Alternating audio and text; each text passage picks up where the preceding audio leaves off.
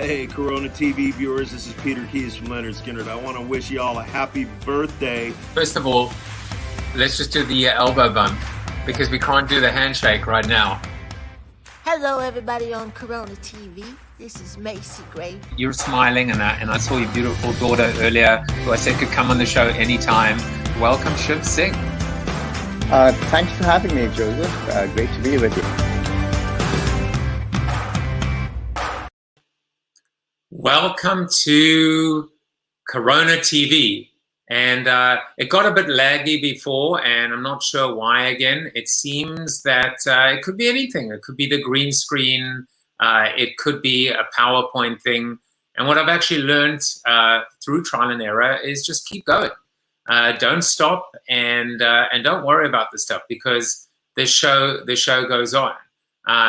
And it's weird though, because I'm looking at myself and I'm completely frozen, and yet I don't feel frozen as a person. In fact, I feel invigorated. I feel alive. I'm excited because CC's here.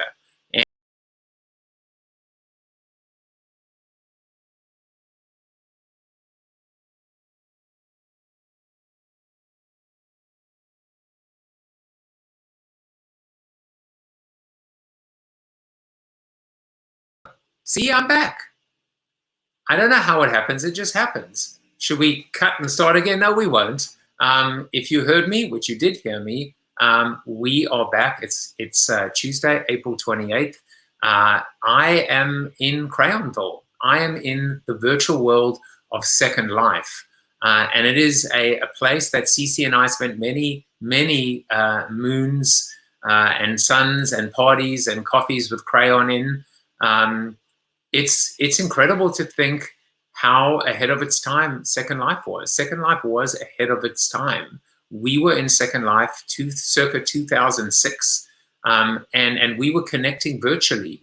And now with people at home and people completely, trying to find new ways to connect with one another, new contexts, new ways of creating intimacy, connection, relationships. Could we be seeing a comeback in Second Life? I don't know. Maybe we will. It's going to be interesting to see what happens. So let's see who is here today. Derek.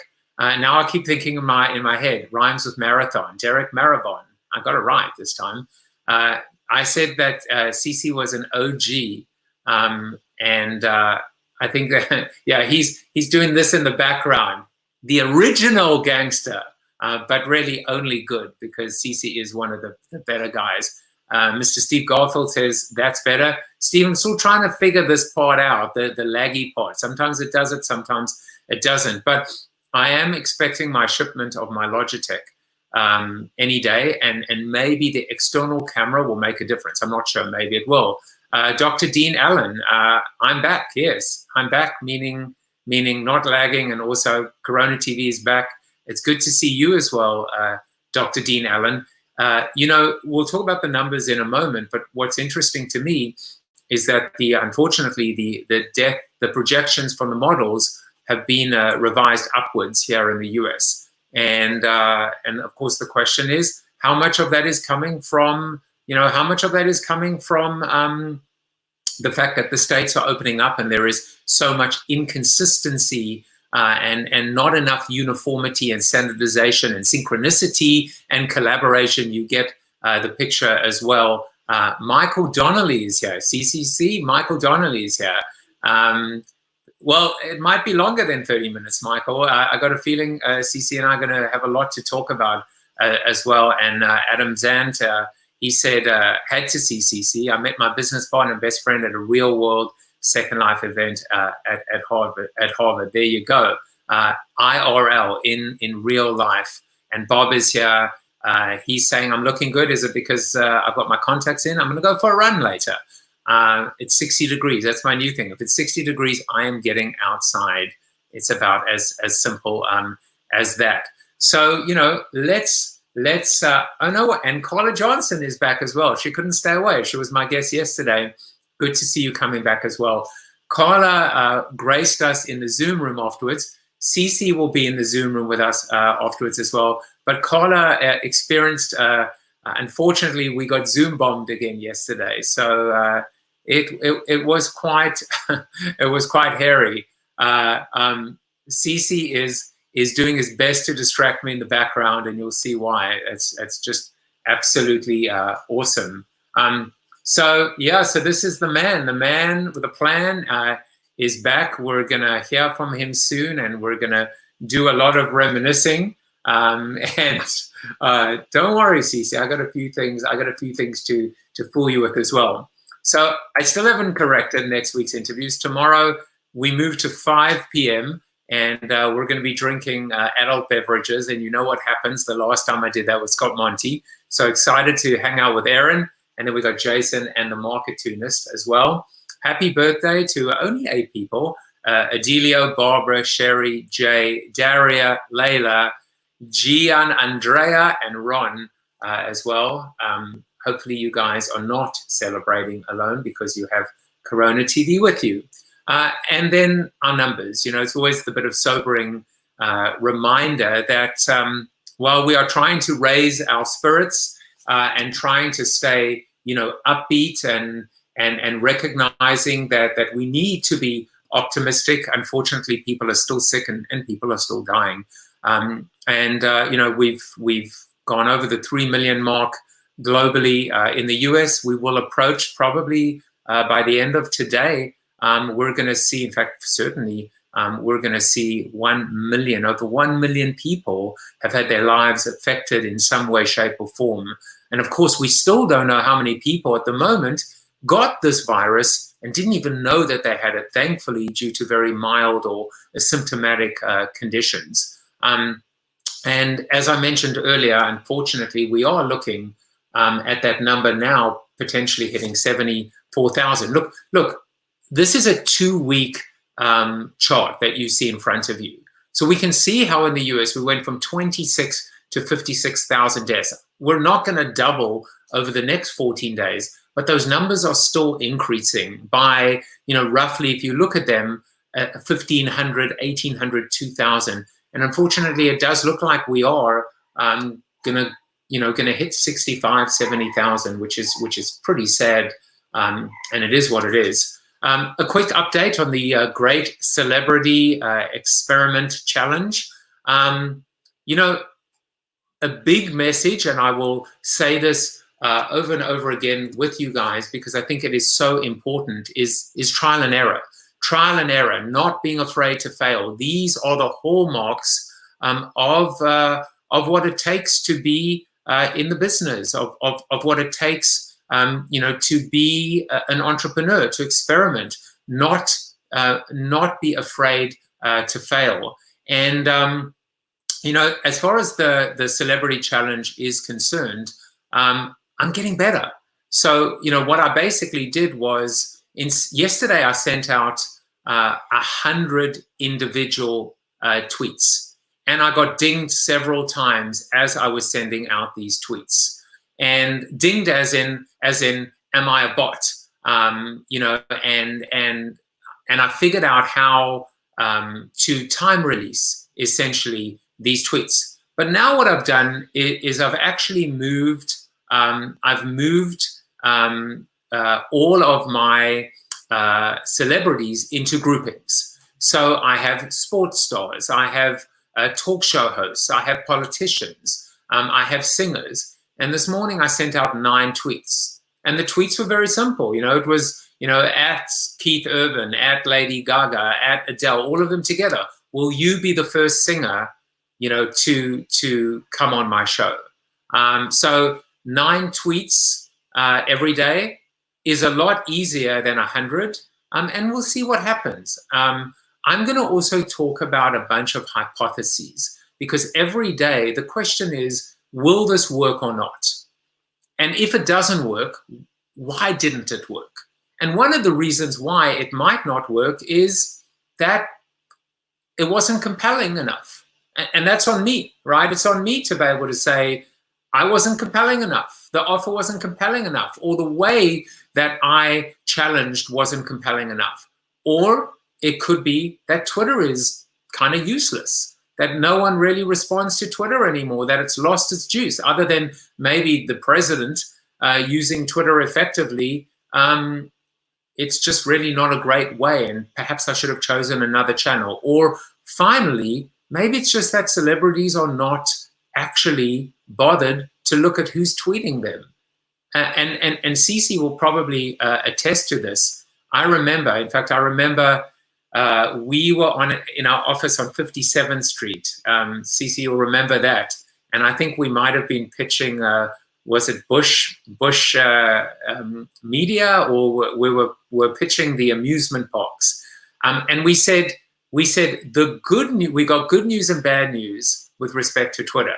And we said the good news is that your customers aren't on Twitter. The bad news is the journalists are. And we called Twitter a reach activator. But I think even back then, we saw that Twitter was really becoming a broadcast platform. So maybe it's just that the engagement isn't there, or maybe it's all just going to work out really well. So we'll leave it there. Steve Garfield is, you know what, Steve, I'm not going to put any comments. I am just basically going to say, this is the man of the hour. Let's bring him onto the show. Mr. CC-Chapman. What the hell was that? I figured since we're talking Second Life, I'd bring up, these are what our avatars used to look like, right? Kind of crazy. Still have this printed out one. It's nuts. Hold on a second. I'll be right back, my friend. He's gone. Let's go crazy. Let's do weird stuff. Talk about Joe. No, sorry. Oh, there he is. There he is. Be careful. Your green screen's going to wipe him out. Oh, is that what happened? No. Oh, no, it worked. Okay, yeah. That's a real green screen today. So should this just be you and me? There we go. Yeah. How weird is that? That is. I'm just gonna.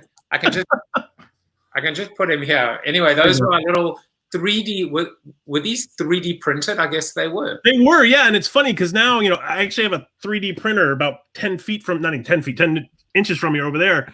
Doesn't print out of whatever because this is like sandy material. So I know what all the most 3D printers print out of plastic now. So I don't know what this was printed, but still cool for the time back then. It's very kind of dusty. It's on my memento shelf.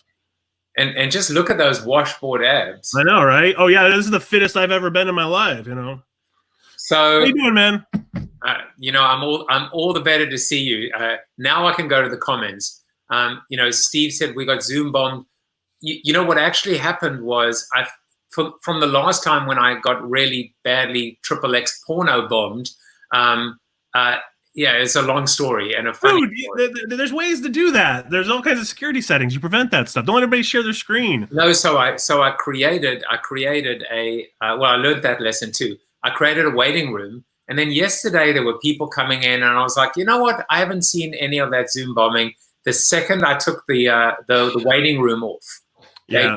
So how did I know I was about to get Zoom bombed? There was someone I'd never met before, seen by the name of Ben Dover. There you go. And I'm like, oh crap, here we go. So Bob is here. He said, ahoy, ahoy there, matey. And Leslie Dorado is here. Seth Sparks is very happy that you're here, CC. I know, right? But Carla's kind of scaring me with her comment. Yeah, well, you mean this one? No, not that one. I appreciated that one. Where's the other one? I didn't see another one. Oh, well, maybe it was a private message. I don't know. I know she wants to see a sword fight. Oh, no, we will not be crossing streams today. Not that kind of show. That's what would have happened, I guess, if we had done the 5 p.m. one. There you go. Cece and I, the one thing that I remember so fondly was we would always have a glass of scotch or an adult beverage together. So we can still do that. We could. It would get kind of ugly really, really fast. But when we were talking about the future of education, you were like, I'm going to take this seriously. Yeah, I was like, I got to rep Wheaton. Drinking bourbon or scotch might get a little, I don't know, be a little off-brand for the school. But so now, Cece, as an OG, we were in Second Life way back when. Yeah. I thought I would do this, which is let me show you a couple of little things. I went and searched the Google Nice. And what you guys are seeing in front of you was these were, look at, I can see Shell and Neville over there. Yeah. It's so funny. I think that might have been our launch on the top left. Yeah. And bottom left was coffee with crayon every Tuesday morning. Yep.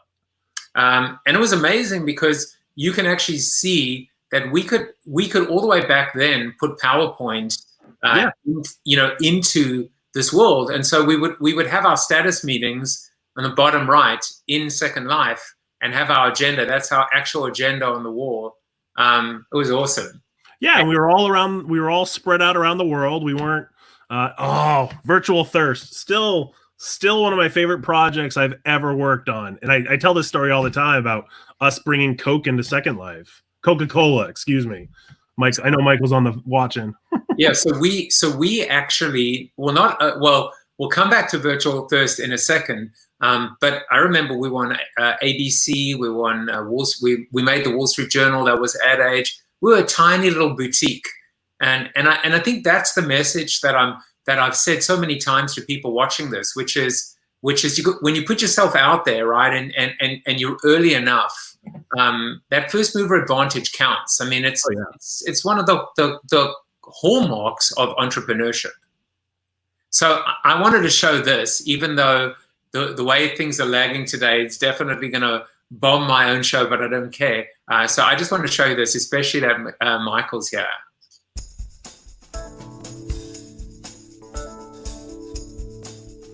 Imagine a world in which a simple vending machine could dispense not Coca-Cola, but the essence of Coca-Cola. Refreshment, joy, unity, and experience. In Second Life, the online world with millions of members, anything is possible. Even avatars get thirsty. What they thirst for most are experiences.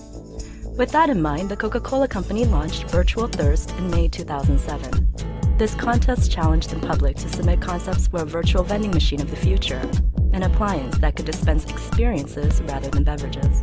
Working with new marketing firm Crayon and virtual worlds agency Millions of Us, Coca-Cola assembled an advisory board of Second Life residents and designers. This board selected a winning concept from the many submissions that were accepted in Second Life, MySpace, YouTube, and VirtualThirst.com. The winner, the Lucky Puzzle Bottle concept from resident Emery May, is one of both experience and surprise. An avatar journeying through Second Life may find one of the 3 mysterious puzzle bottles, which, when solved, offer those nearby a truly refreshing and invigorating experience. A snow globe-style photo booth, a giant bubble ride,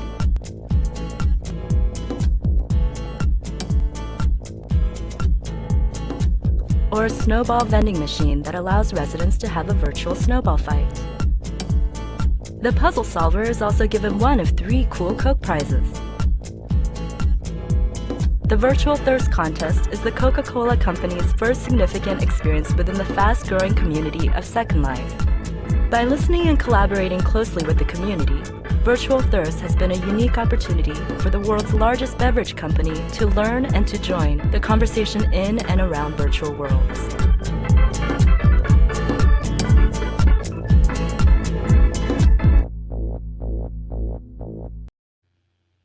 I was just smiling the whole time.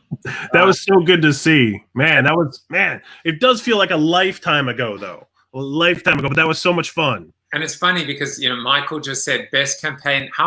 That's a hell of an endorsement from a guy who's worked at J&J and MasterCard and Coke. We felt the same way about you, Mr. Donnelly. And it's funny. Karen said, wow. And Tally said, I believe it was too soon to bring brands to the social communities. Are we still debating that now? But it was, remember all the brand backlash that we had.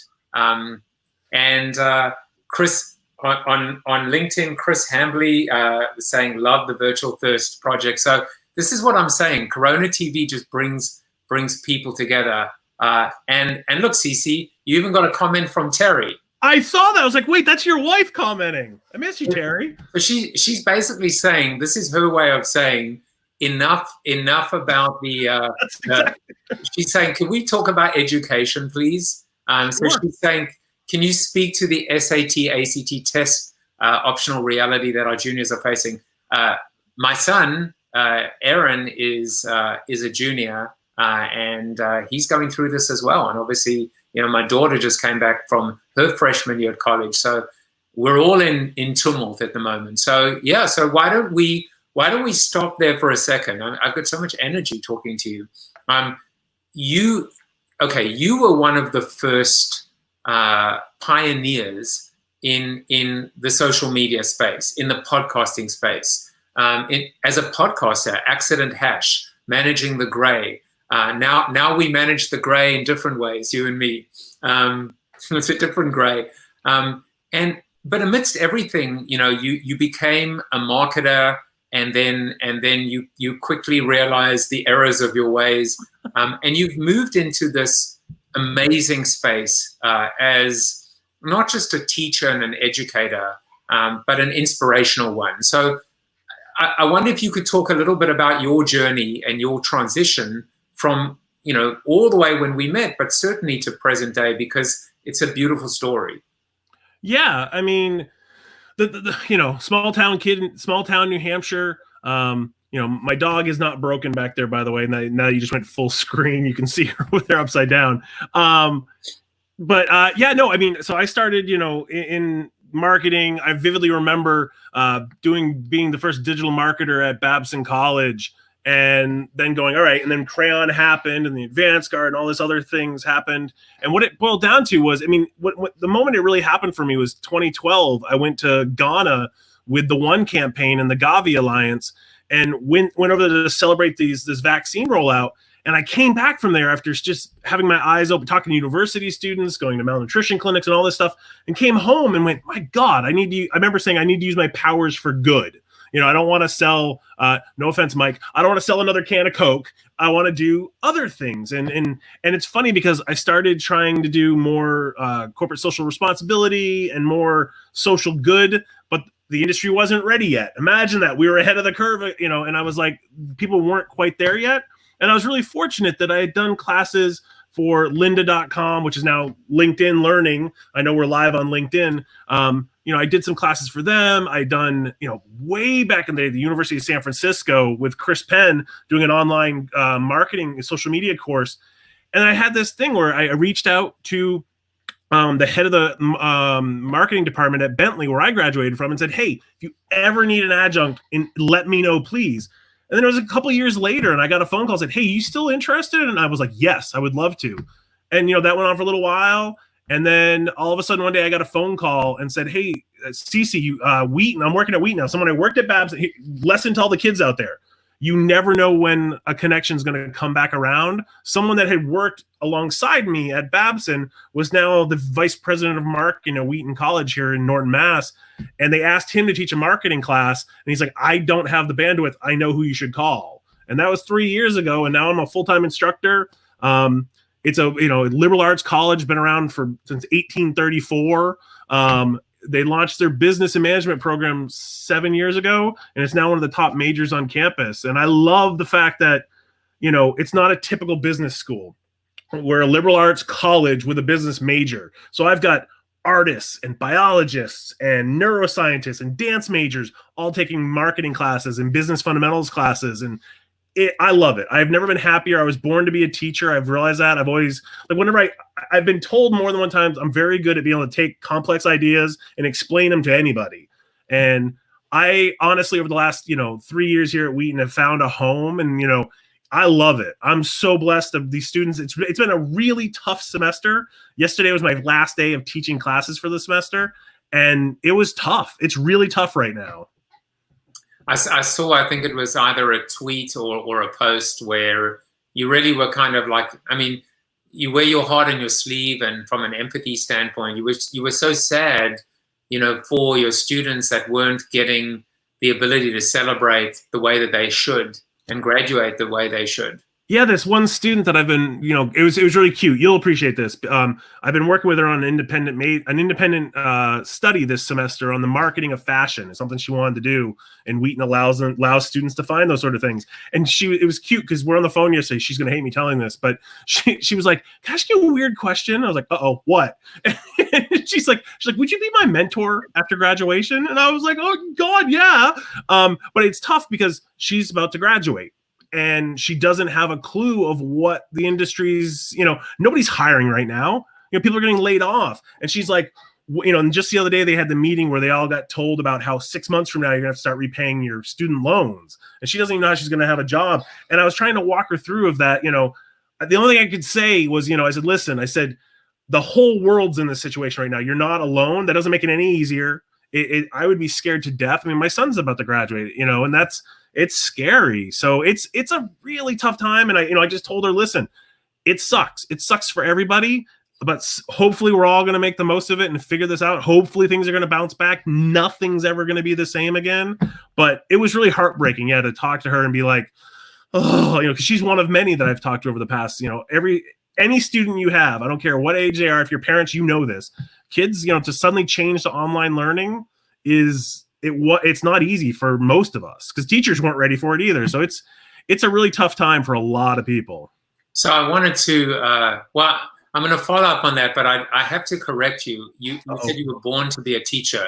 You weren't born to be a teacher. You were born to help people. And a subset of that is teaching. But that's always been your MO, the OG MO. It's true. And, Terry said, remember the old Scotch at midnight on the floor days too.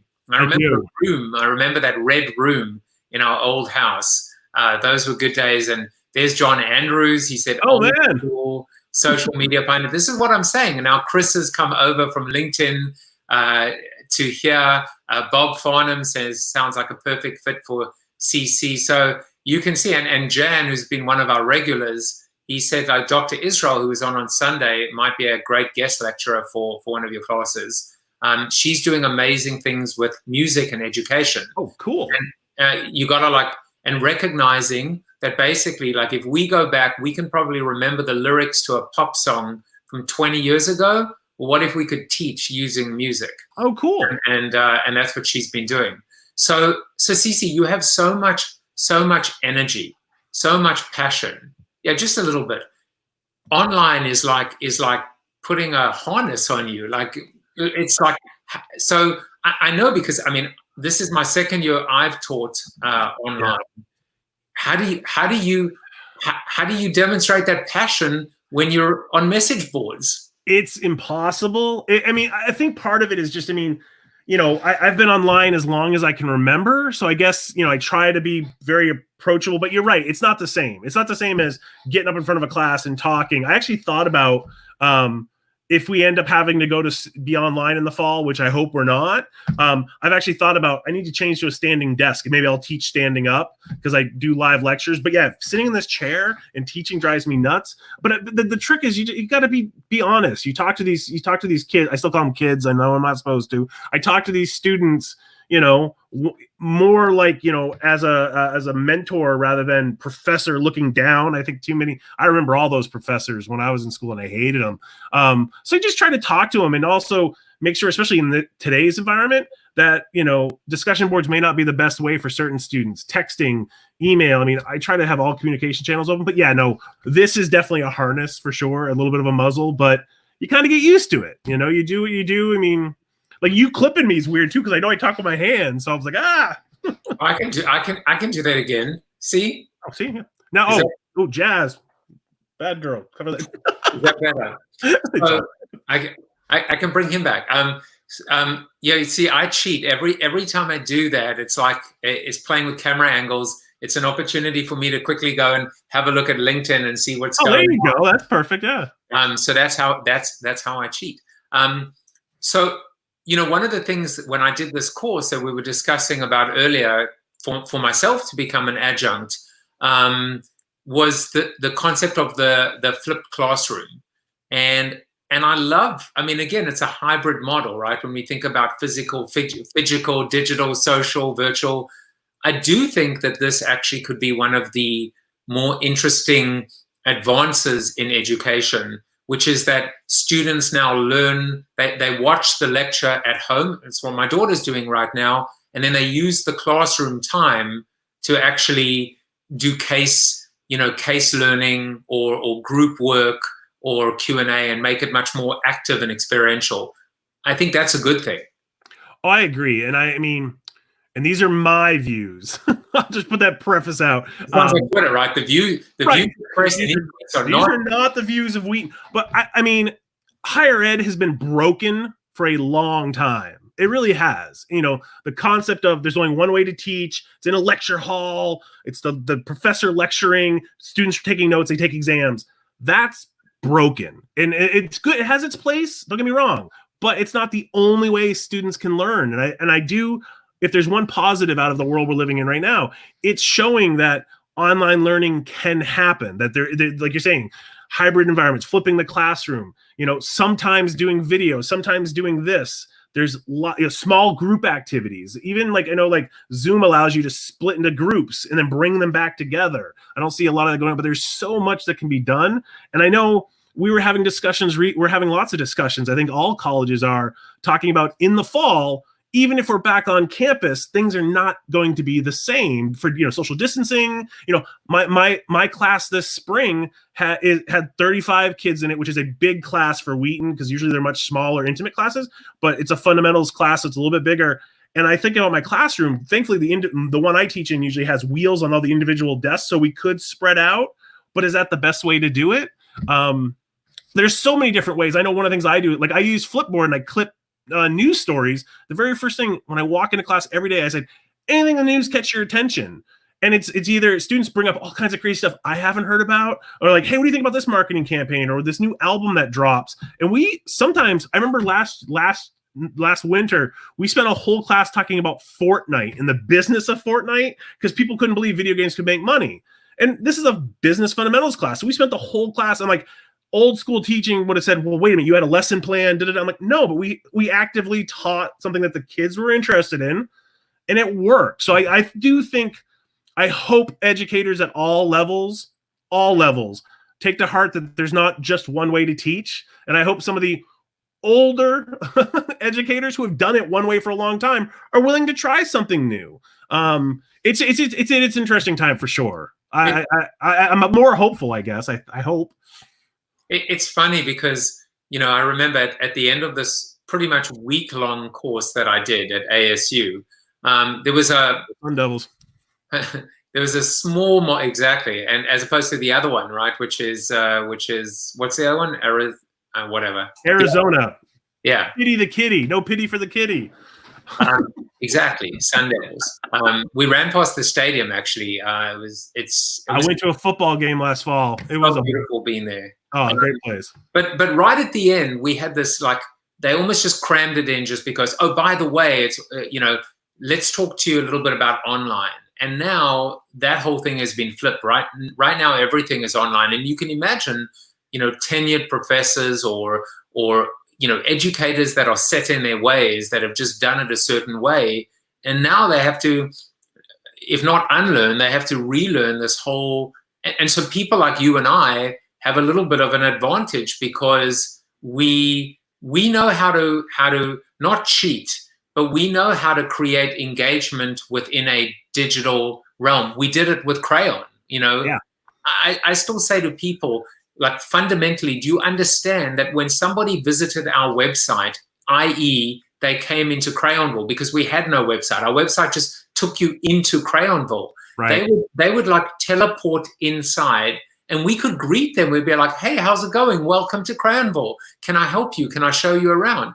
You don't know anybody that comes to your website if you're it was amazing to see. And now I think people like you and I, we get to try and bring some of that now to education. I mean, I'm still on the outsides looking in. I'm learning from you. You are the you are the Yoda, my friend. I'll take that. I'll be Yoda. You might have a Yoda in the background. I'm trying to think if I do. I don't think, what's weird, for being as big of a Star Wars fan as I am, I don't think I have anything in my office Star Wars. I have plenty of other things, but I don't think I have any Star Wars. That's weird. I do have a Coke bottle right up there that Michael gave me.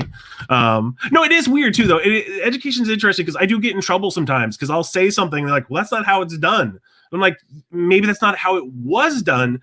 And students, I saw, there's been some comments coming up about, students. Yeah, students are online all the time. Doesn't mean they necessarily want to learn online. Some students are fine. I've taken online classes and I love it.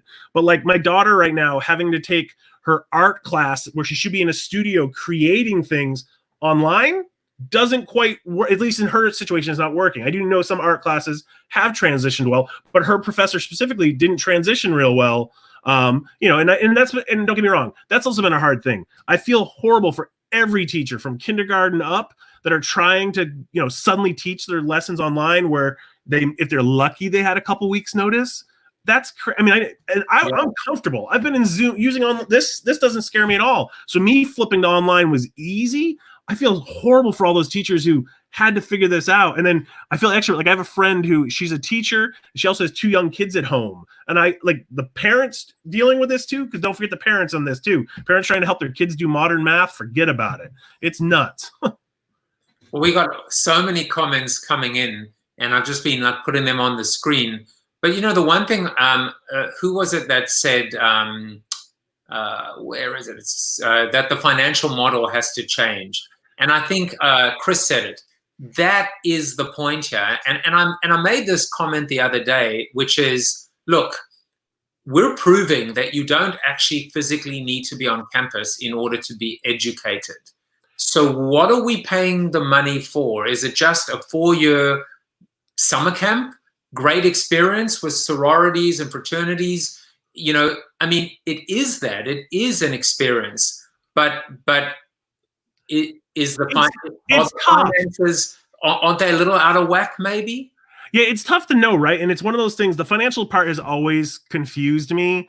And I do wonder, like I look at, I see tuition at, any school, pick any school, and you look at the tuition and you're like, why is it that expensive, And I don't have the answer because I do firmly, like I've been asked many times over the years, even before I worked at a school, where students would ask me when I speak, they'd be like, was your education worth what you paid for? And it always gave me pause because I wouldn't trade my 4 years at Bentley for anything. It changed my life.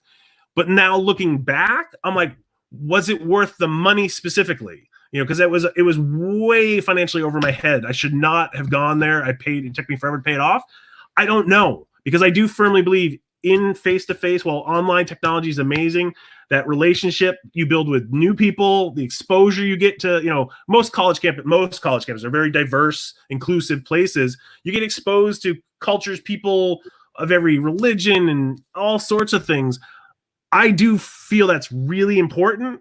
Whether or not it's worth the cost in a lot of cases, and it's definitely not right for everybody either. I think that's the other thing. I hate the thing that you have to go to college to be successful. That pisses me off. When I'll never forget one of my son's best friends, when they graduated from high school, he was going in the military. And they're like, why is he doing that? He's such a smart kid. And I used to get so pissed. I was like, there's nothing wrong with going to a trade school or taking up a trade or going to the military.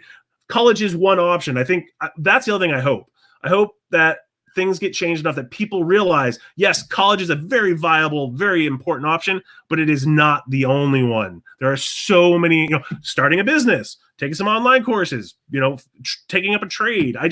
I hope like this world that we're about to go back into eventually, hopefully, that things are going to change. People are going to have to do new things, and college isn't the only option. Even though I believe in college, I love college, it's not the only one. No, but I'll tell you, this is also something that came out of this course that I did, which is at the end of the day, the number one factor that determines whether a student is engaged in their class or not, and quite frankly, whether they drop out of that class or not, and it typically happens within a day or two, is the professor.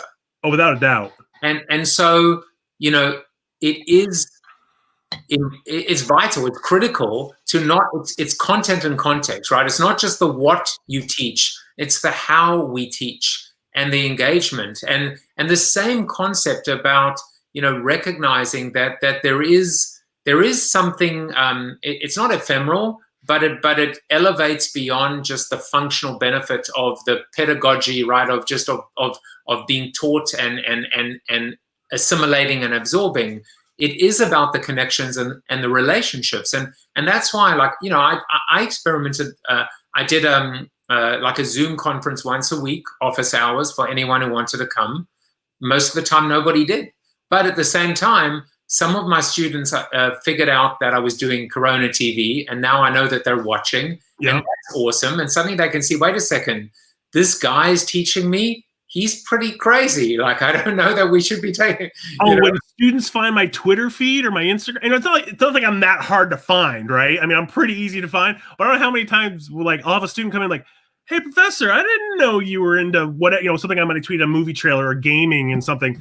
But that builds a great relationship, right? Because, you know, student will come in and like, "Hey, have you been playing the new Call of Duty or whatever?" And it's has nothing to do with class, but it has everything. You're completely, it has everything to do with the relationship. Yes, I don't stay in touch with a single one of my college professors. That kills me. I'm like, damn, I wish I had made better relations. That's my fault. But well, and it is changing. So now you do have, you know, college, just like being an author. Like you know, you and I are both authors. When we read books when we were at college, the thought of actually connecting with that author was unheard of. Yeah. Now it's like, here's my email address. It's in the sleeve of my book. You know, come and hang out. We're doing a meetup. My favorite was last summer. I taught a class for international high school students. So I had 20 high school students from around the world, high school students I was teaching business fundamentals to. And one day I showed a video of Gary Vee talking about entrepreneurship, and this kid from Tanzania, his name is Nathaniel. I talked to him this morning, actually. He was like, "Oh my God, I love Gary Vee." I go, "No way." And I just tweeted him like, "Hey, at Gary Vee, I got a kid here from Tanzania who's digging your stuff." That's it. All of a sudden I get a reply. Gary's like, "What's his name?" And he sends this video. And that kid, the next day in class, I said, "Oh, Nathan, I got something I got to show you." And I bring it up in the class. That kid was going nuts, because it's exactly that. Here's this kid from Tanzania who never thought, you know, he liked this guy. Twitter, I just happened, Gary, we know each other, and boom, and he gave a shout out. And I thought Nathaniel still talks about that. He was so happy. And by the way, and that also brings us back to one of the things that I remember we used to say, including the likes of Scott, who's who's watching as well, and Adam's asking if we're getting the band back together. You never know. Luke is saying hi. Mike is over here. It's just amazing to see everybody so engaged right now, which reminds me, I completely forgot what I was going to say, but who cares? Luke is saying it seems like more people are watching on Facebook than on LinkedIn. I don't know. I mean, I have. So it's interesting. I remember what I was going to say. I have like 20,000 connections on LinkedIn, and I have a maximum of 5,000 friends on Facebook. And now I've hit my limit on Facebook. So I realize I've got to start like building out a page. So I'm also figuring this out, doing all the pre-pro, post-pro, all of this myself. This is not exactly my forte, but you would think more people would be watching on LinkedIn. And this is so, relevant. What do you think? I've never watched a video on LinkedIn, ever. So maybe I love LinkedIn so bad. I so badly want LinkedIn that they should own business content. They have all the pieces, and yet they haven't done it yet. Like their groups, and I know I have dear friends at LinkedIn who may be watching right now. Their groups suck. Compared to Facebook groups. If they got the group functionality of LinkedIn, that Facebook functionality built in, they could own groups like what you're talking about doing. And yet, I don't know what it is. They just kind of stalled. They kept buying up all sort of stuff. It drives me nuts. But I've never watched a video on LinkedIn. Probably because too, it's not common yet because only certain people have the access. I don't know. But I will watch on Facebook. I'll watch on YouTube, but I've never watched a thing. And I go to LinkedIn multiple times a day. And there are other things as well. Steve is still helping me every day. Every day that man helps me. So yeah. I didn't know you could. Steve's a born helper too. I didn't know you could change your Facebook account to allow followers. I mean, surely that's enabled, but we'll figure it out. So I remember what I wanted to say. Okay. Which is, first of all, two things. One is Gary Vee is one of the celebrities on my list. Now, I know him. I've met him before. I don't know him well. I don't have his email address, but I put him there as well because you would think that that's a softball for a guy like Gary Vee to like respond and win the challenge. But let's see what happens because he's also like up in his own. I've got people. I've got David Dobrik and I've got I've got TikTokers that I've never heard of before that my kids told me to put on. Oh, what TikTokers do you have? Well, David Dobrik is there, and then Mark D'Amelio, who's the father of Charlie D'Amelio. I don't even know. I have a connection there if you need. I happen to know her manager. So you know what? I know her really. It's weird to say that, but the other day I realized all of a sudden a friend of mine was talking about how she was just named one of the top TikTok management agencies, and I go, what? And I look, I go, who's this person she manages? She manages that whole family. The Charlie, the girl who dances, does all the TikTok dances. Well, you see, Mitch Scholl would call this 6 pixels of separation. Yeah. Oh yeah. And I would call it degrees of Kevin Bacon, who's on the list as well. Oh. And by the way, I was once in a TSA line in Toronto on the way back into New York, and Kevin Bacon was right behind me, and we chatted the whole way. I should have just got his email address because one day I would want him to be in the Great Celebrity Challenge. There you go. So CC, the real thing that I wanted to say was I wrote an article, maybe 3-4 months ago called "College Admissions Are Built to Suck," or "Colleges Are Built to Suck."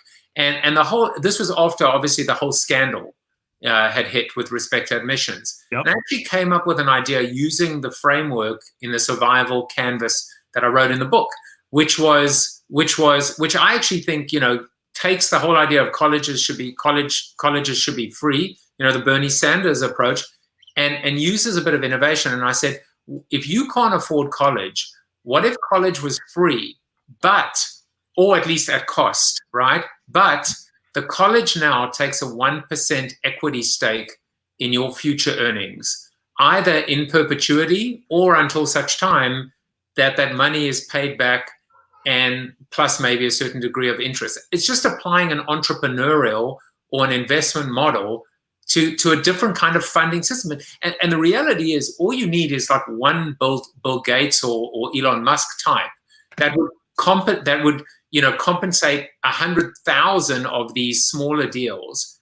And the next thing you know, you don't even have to hit the alum anymore and try and get all the, and hit up all these past graduate money. But that's the kind of funding model that I think could revolutionize education. It's an interesting concept. It would definitely shut up some alumni offices, which are the ones that drive me nuts.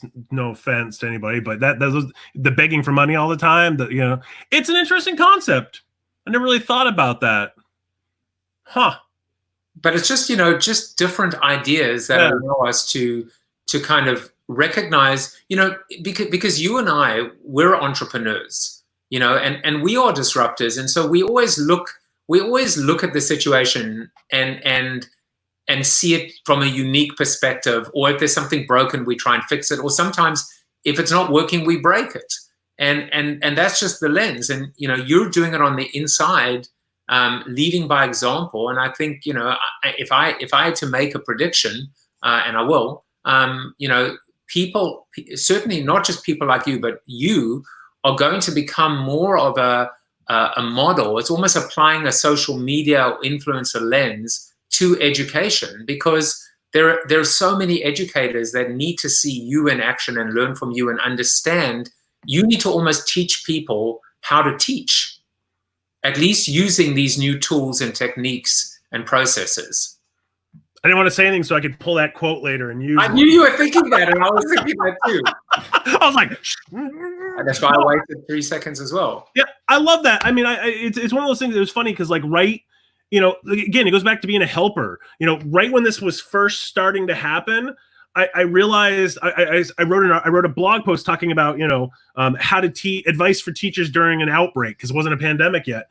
And the only reason I wrote it was literally for my fellow teachers to be like, hey, if we have to do some online stuff, here's some advice and it was really basic stuff. It was the lighting questions and microphones and stuff, but I wanted to write it to help people. And what's fun is, I will say, we have more and more colleges now are starting to get, learning and teaching centers of excellence where, they can teach people, thanks, Michael. They can teach people, how to teach better. And what I really love, one of the things that's really fun that we're doing right now is at Wheaton is we're like doing, I know we have a call tomorrow talking about, because all of our summer classes are 100% online. And that's, to actually do a full semester is new for a lot of people, especially when it's all of a sudden it's a month long, it's 4 weeks.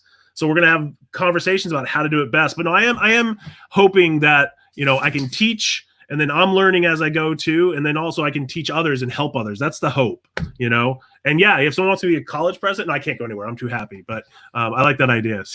There is a Chapman University, and they've never had me speak at it. Well, I'm thinking I might have to send. So I updated my resume. Sorry, let me rephrase that. I created a resume for the first time in 20 years because starting to apply now or talking to colleges. So I've been. Oh, then stop! You have to. This is one of those dumb academic things. It's not a resume. It's a CV. Oh, it's a CV. I forget. It's Latin. I know. See, I'm not from academia, but curriculum vitae. Yeah, that's it. Yeah, no, it is a CV. I got in trouble because I gave my resume like, sorry, it's not a resume. I'm like, oh, sorry. It's one of those old school academia thing that drives me nuts. But yeah, it's a CV in the academic world. So it was actually quite funny because I was like, I don't know how to write a CV. So I went and remembered talk about brilliant marketing. A resume building company created a resume for Greta Thunberg. Okay. And it was brilliant. It's like hobbies, saving the world, defeating despots, and it was so brilliant. And so I remembered it. And of course, what they were using indicators and icons and emojis. And so I created mine, and then I created one for my daughter because she needed it also applying to like one of the business sororities as well. Yeah. So it's been great for me because for me, it's going back to school, kind of quite literally. So there's one thing I don't like about teaching. Can you guess what it is? Grading. Yeah. It sucks. Help me. How do I do it? And I've got such a small class. Yeah, grading's it's funny because like yesterday was my last day of class, but everybody, I have like 60, 70 business plans and marketing plans arriving Sunday night that I'm gonna have to grade. I usually sit down and do it in chunks. I really do. I sit down and do it in chunks. I try to be very clear about it, but then I also try to give lots of feedback on things. It's no fun. It sucks. And everybody I talk to, any teacher I talk to says grading's the worst thing in the world. The one thing, though, I try to do, as much as I hate it, I try to get it done as fast as possible because the students deserve grade. My son's still waiting for grades right now, and his classes ended last week. And it's not fair to them. But I try, but I do better some days than others. Hey, Sean Finnegan, if you're watching this right now, Sean Finnegan, let me tell you what he's up to. Every day he's got Mike Tyson. He's got Sean. Look at the celebrity list and tell me how you probably know half of them. Come on, dude. A little bit of Omnicom love here as well. I'm not sure if Shy Day is on the resume. The CV. I'll check. Adam said though Dean Chapman has a nice ring to it. So there you go. And Michael said CC for university. President. Well, I understand. I don't know if I'd want to deal with all the It's funny. Like I see that and I'm like, all the administrative paperwork and headaches. I just want to teach. You could be a provost. I'm still not sure what that is. I think that's the business version of the dean, right? The provost is. Well, at our school, the provost is the head of the faculty. So they're the head of the provost is academic, right? I feel bad. Here I am. I'm a professor and I don't know the answer. The provost I know is the one. I mean, at our school, she is in charge of all the faculty. She is the one that makes the decisions for the faculty, does the hiring. They're the academic side, whereas the dean is. Sorry. The provost is the business side, whereas the dean is the academic. Or maybe it's the other way around. Dean, there are academic deans, but then like the president of the school handles everything. So I think it all depends on the schools because there's dean. I've seen dean titles thrown around to all sorts of different levels too. So it probably depends on the school, depends on the size, all that. And then you've got my guest from Friday, who's a doctor, a PhD, and his first name is Dean. So he would be, if he became a dean, he would be Dr. Dean, Dr. Dean Allen. So. And I saw you have Aaron on tomorrow, right? I got Aaron Strout. And I've got, I mean, I love Aaron. And he's going to be drinking with me. So There are a lot of OGs coming back. Let me tell you. Hopefully he had this idea, like when this first started happening, when COVID started happening, he was throwing out this idea of having, like, would people pay $20 to come to an intimate, like 50 people with ZZ Ward? I remember was an artist he mentioned, or a chef, like a personal cooking show. And I don't know if I haven't seen him do it. So ask him about it. Cause I was like, I would pay $20 to watch ZZ Ward play in her living room or something. I would totally pay that. Well, I might have to give you the secret URL tomorrow so that you can Zoom bomb him, or you can StreamYard bomb him and just appear out of nowhere and ask him. Exactly. He'll have his drink. He'll be like, "Whoa!" Yeah. it will be something like this. There you go. All right, my friend. I could talk to you. I knew this is exactly what would happen. This is fun. Before you go, you have to create a very natural, beautiful endorsement that I can clip and put it into the opening of the show, because I'm going to re-edit that. But we'll just. Oh, you mean you're not gonna hire more celebrities to give you plugs? Those were awesome in the beginning. Not hiring. These are all my friends. I've told you these things. They're all my friends. I can't wait to hear Scott's. Do you see Johnny Damon? He's my buddy. Oh, I didn't see that one. That was yesterday. Oh, okay. No, I missed it. I saw Leonard Skinner today. I was like, yeah. No, we're like that, Johnny and I. That's Johnny and that's me. F the Yankees. Or is he still a Yankee? Well, I try to get him to say, let's go Yankees, but he's still got that Red Sox blood in him. His blood should. As he should. His blood is still green from the green monster. I love that we're getting all these feedbacks answered, like educating us on deans and provosts. I love it. Well, so we've got Bob over there. Bob never lets us down. Bob will be in the Zoom room with us. Sarah said deans tend to be closer to curriculum. And is it resume or is it curriculum? I never know. I'm just kidding. All right, ladies and gentlemen, if this is what you expected, then you would not have been disappointed.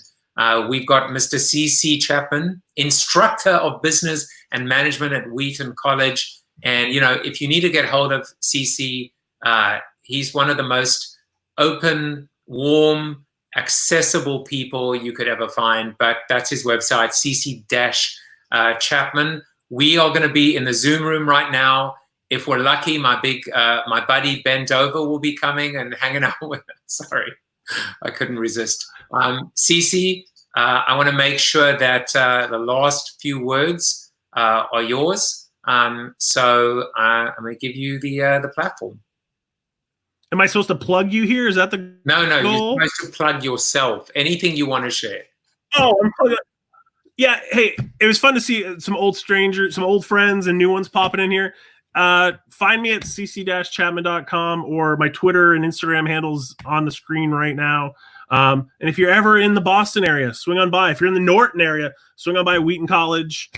Say hi. Hopefully we'll be there soon enough and you can see us again. It's weird not to be there, but stay safe, be well, and thank you to all the hard workers out there right now. We're sitting at home joking off doing this goofy crap, but first responders and truck drivers and healthcare workers and everybody out there who actually is deemed essential, thank you for doing what you're doing. Stay safe and be well. Yeah, amen. Thank you, CC. And CC will be in the Zoom room with us. The link is at the bottom if you want to come join us, unless your name is Ben. This has been awesome. Guys, I appreciate each and every one of you, seeing old friends and old faces, even if it's just through texting, etc. Sean Finnegan was on today. It's Michael Donner. It's just great, The cliche, we're all in this together, actually just falls flat. But when we all come together and we reminisce and we realize that we're all, those connections just come back into the forefront and those good memories come back into play. And we realize how lucky and grateful we are to have one another. And being there for each other is as important as well. And I'm there for you. You know that. CoronaTV will continue every day, and we'll have another show on Sunday. Join me at 5 tomorrow, where there will be some slurring, and hopefully some of you will join us in the Zoom room right now. So that's it for me. Take care, guys, and have a great, safe day. Bye.